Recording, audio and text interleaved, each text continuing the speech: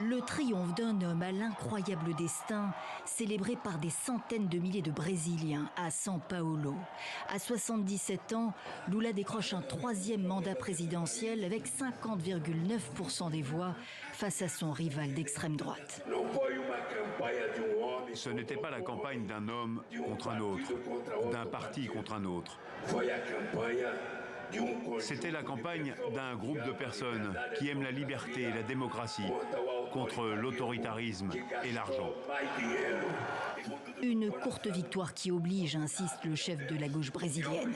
Inquiet, dit-il, du silence du président sortant, Bolsonaro n'a pas reconnu sa défaite, heureux de ce qu'il appelle sa résurrection. Ils ont essayé de m'enterrer vivant. Lula revient de loin en effet. Élu pour la première fois président il y a 20 ans, après 3 tentatives et autant d'échecs. Il est parti de tout bas, cireur de chaussures, ouvrier métallo, entré en syndicalisme sous la dictature, réélu en 2006, mais pris dans le filet de Lava Jato, lavage express, l'opération anticorruption menée par le juge Sergio Moro. C'est à lui qu'il s'adresse ce jour-là. Je veux dire que je suis victime de la plus grande chasse aux sorcières juridiques qu'ait jamais connue un homme politique au Brésil.